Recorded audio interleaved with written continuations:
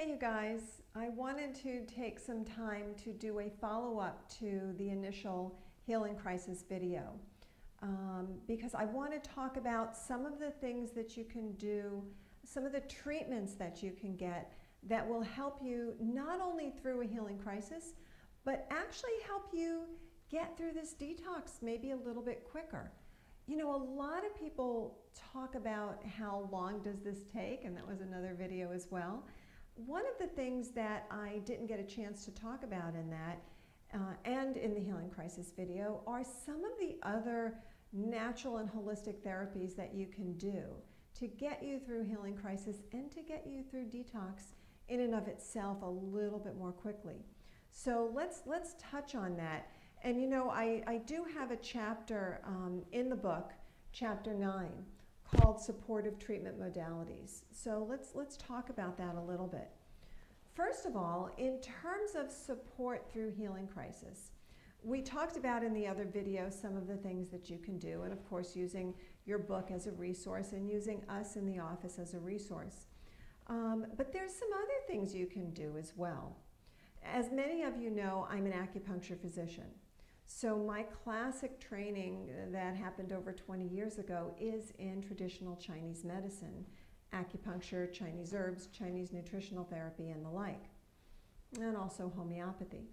Well, there's a lot of things that we can do in terms of acupuncture and the things that acupuncture and traditional Chinese medicine bring to the table of healing. There's a lot of things that we can do with that to take us through healing crisis and also to take us through our detox process a little more quickly. I was really blessed when I went through my thyroid issues and when I went through my detox to have this incredible staff at Partners in Healing help me through the process, to not only help with the healing crisis, but to help me, as I said, get through this detox, I think, more quickly. So I had at my fingertips in my office another acupuncture physician. I had someone who did sound and color therapy. I had lymphatic drainage massage. I had cranial sacral therapy and many other modalities, which I'll talk about today, that helped me get through both my healing crisis and I think my detox. Okay, so what can acupuncture bring to the table? Well, in traditional Chinese medicine, the whole premise of Chinese medicine is to unblock the flow of blocked qi and blood. So what does that mean? What is qi? Qi is vital energy. It's what we talk about when we talk about eating living food, raw fruits and vegetables. Qi is that vital energy that runs through those raw fruits and vegetables and runs through us. It's that vibrational energy. It is the energy that makes the heart beat. It's the energy that makes muscles contract. And in essence, it's the energy that makes your organs function. And so in traditional Chinese medicine, when there is illness in the body or injury, pain in the body, the Chinese will say that this is due to a blockage of the flow of qi and the flow of blood. So in traditional Chinese medicine, we use tiny, very thin needles to open up what's called the meridians, the energy pathways of the body. And so when we get that energy flowing, then the body heals more quickly. Now, if you're talking about a healing crisis, maybe you're having headaches. Maybe it's because you've stopped coffee and sugar and processed food.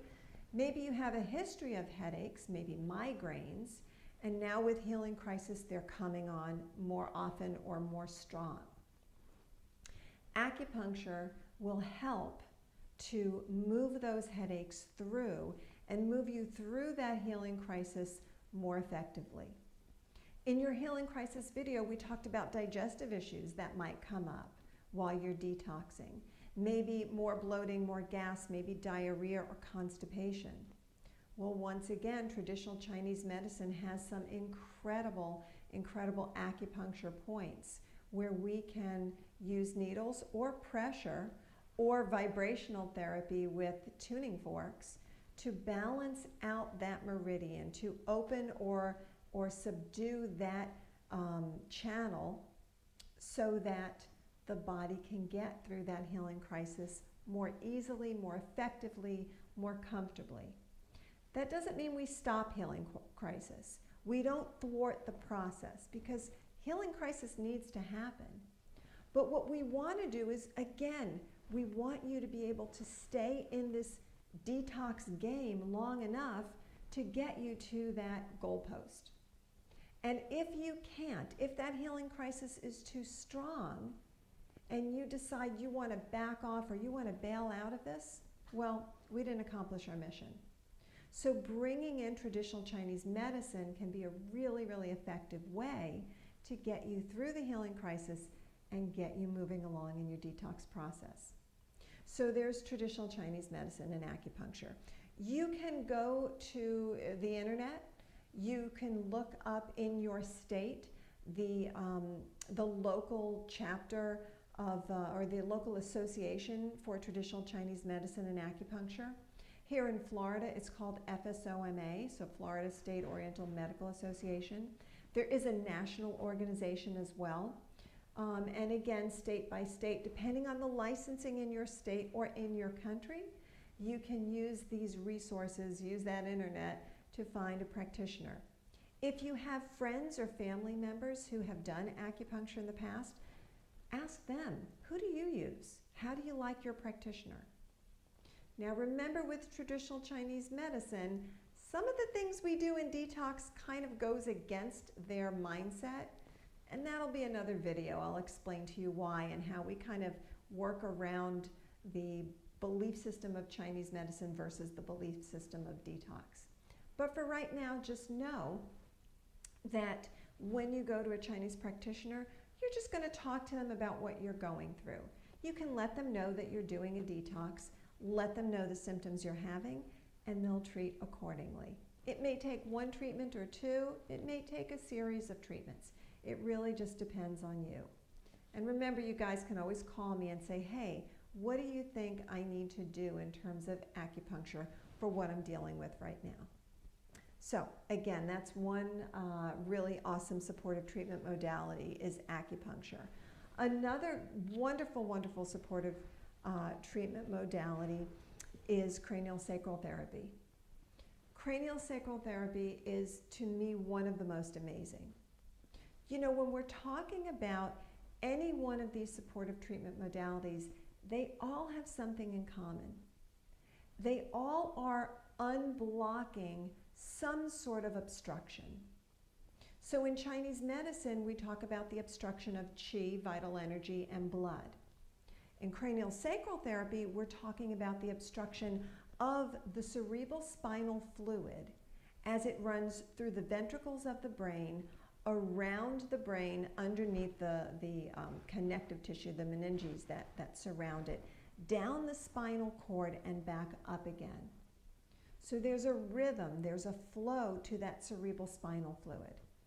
And in cranial sacral therapy, which by the way is done by a licensed massage therapist, sometimes by a chiropractor and sometimes by an acupuncture physician, someone who has license to lay their hands on the human body, what they do is they work on that rhythm, that pulse that they feel in the cranial sacral fluid.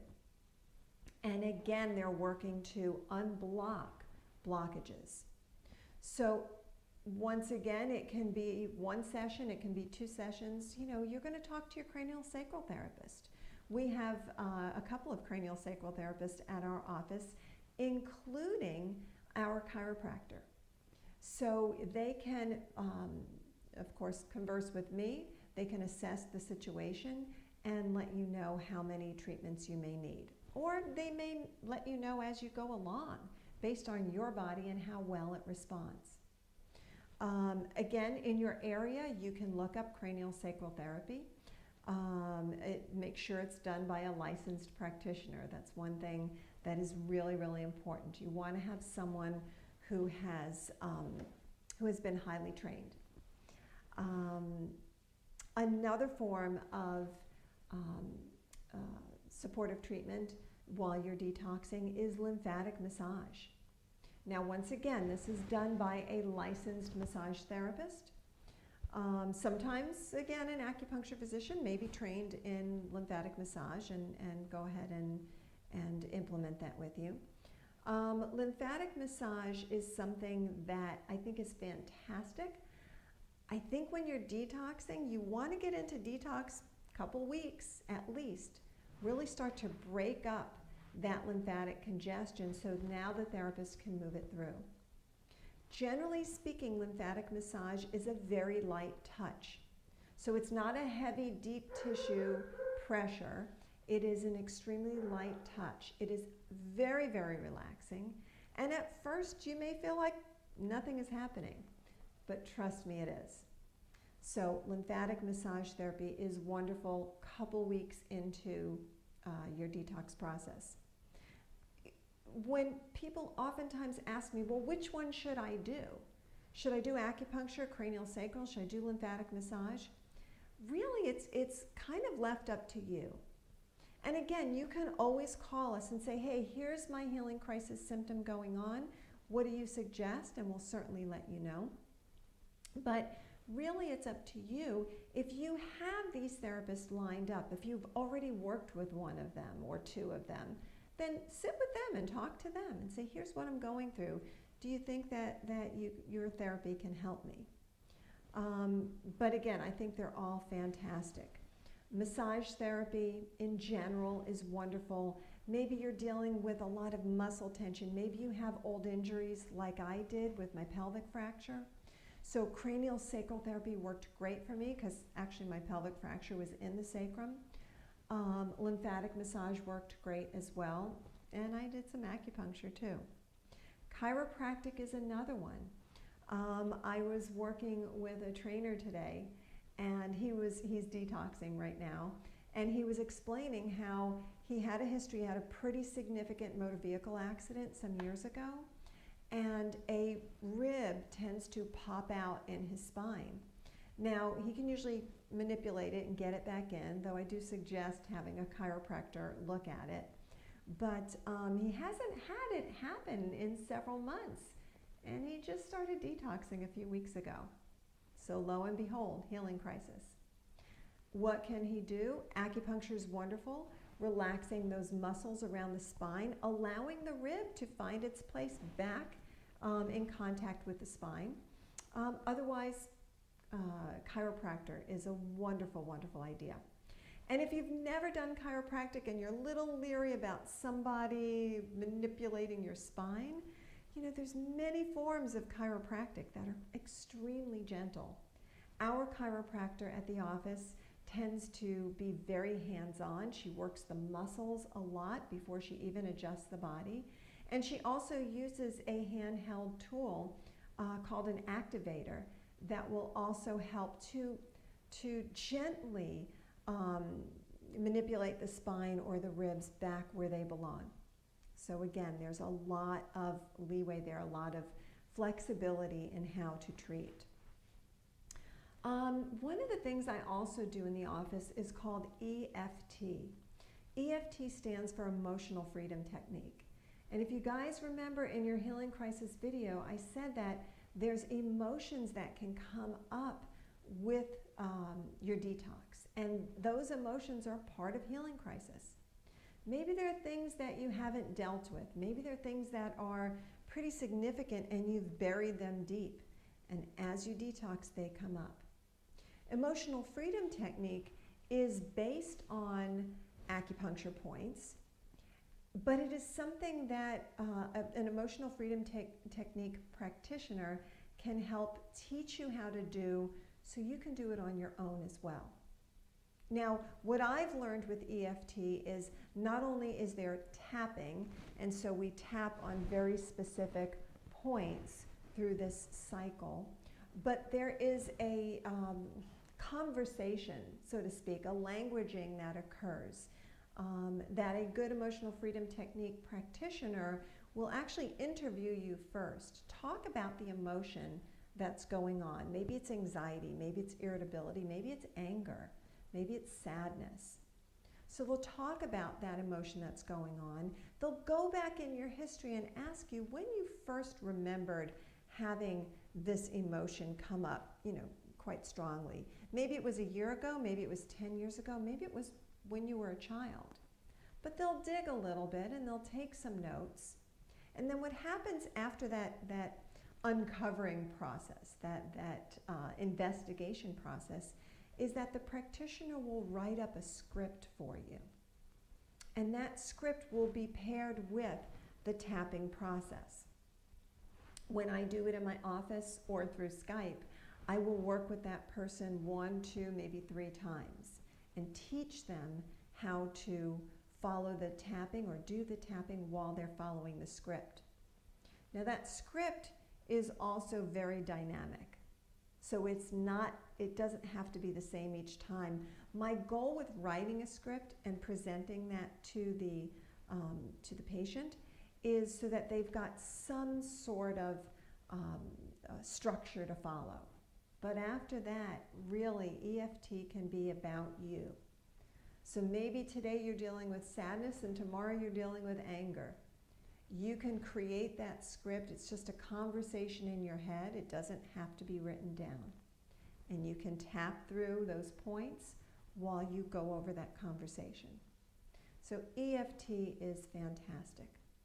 There's so many other healing modalities. There's Reiki, which is, again, energy healing. It's not a hands-on process. A Reiki practitioner actually puts their hands around your body, different areas of the body. There's reflexology. So one of our therapists in the office is amazing working with reflexology. Reflexology is the feet, the bottom of the feet, and how they relate, how the points on the feet relate to every single part of your body. Remember that we talked about that in the book in regard to iridology. And in Chinese medicine, it's in regard to what's called auricular therapy, ear therapy. So the ear is a microsystem of the whole body. The iris is a microsystem of the whole body.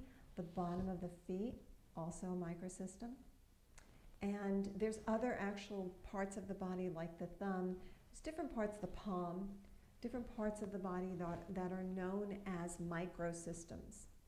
So a reflexologist, again, usually a licensed massage therapist, will be able to relieve a lot of those healing crises through pressure points on the feet, or help you get through detox a little bit more quickly by incorporating these different modalities. Sometimes in the office I'll also use a little bit of homeopathy, whether it's Cranial, a homeopathic injection for inflammation, or Engestol, a homeopathic injection for cold, flu-like symptoms. Or maybe we'll give you something by mouth. Dr. Morse loves, oh goodness, I just forget the name. I want to say moonshine. It's not moonshine. Moonstone yarrow? I know I'm saying that wrong. It'll come to me. Anyway, there's a wonderful, wonderful array of homeopathic remedies that can help deal with both the emotional aspects of detox and healing crisis as well as the physical. So work with your local practitioners. Talk to your friends and family. Look online in your area. See who gets good ratings and things like that. And find practitioners that can help support you through this process. I am always happy to talk with those practitioners, especially, of course, for you guys who are not here in South Florida, who are in other states or other countries. I'm happy to communicate with the holistic practitioner that you find and let them know some of what we do here in our office to help you through detox or through a healing crisis. So I hope this video has helped you kind of widen your scope as to some of the things you can do that are holistic, that are safe, that are without side effect to get you through your healing crisis, get you through your detox. There's many other modalities out there. Please feel free to call me or write me if you've got questions about any of them that I mentioned that are in the book or any other modalities that you come across. Thank you for watching and Continue on your journey. I'm really, really proud of you guys. We'll talk soon. Bye.